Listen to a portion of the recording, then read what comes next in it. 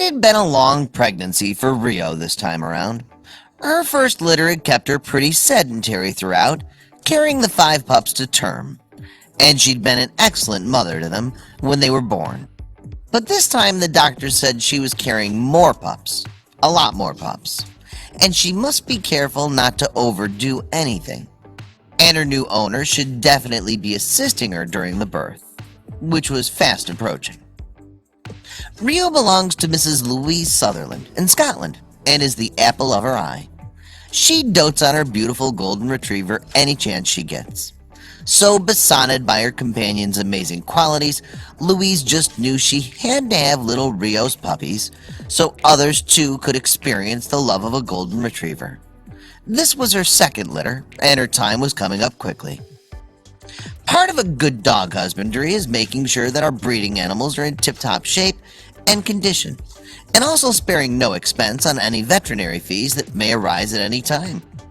Having a sonar done early on in the pregnancy had given Louise an indication of just how many pups she was expecting, but when labor came around, she could barely believe it.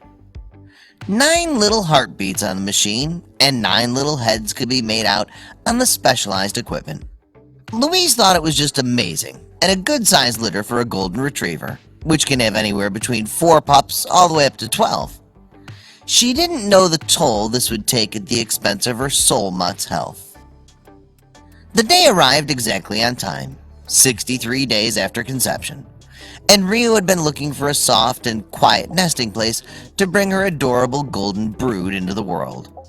Mom had provided her with a large crate filled with soft blankets, big enough to hold both of them, so that Louise could assist Rio with each pup as it came into the world.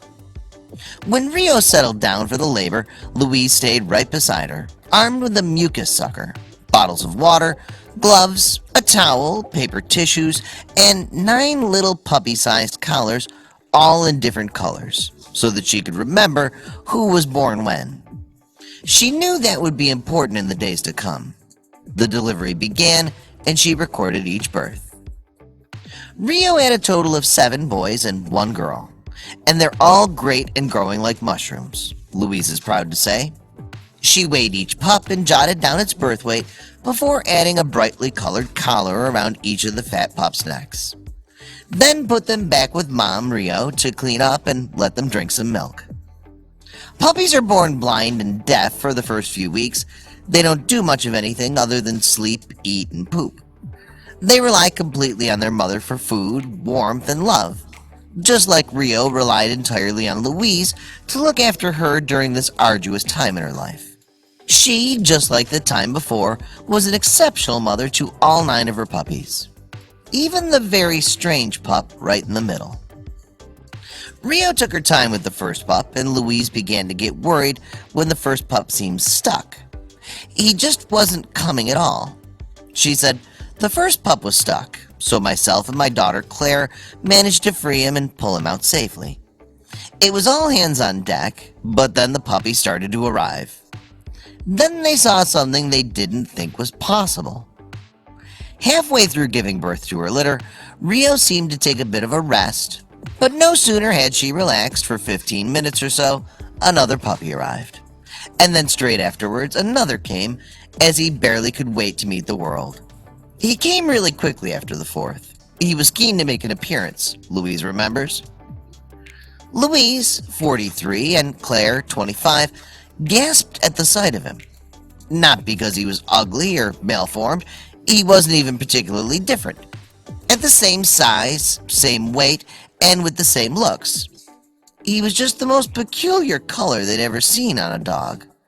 A mossy green, just like a plant.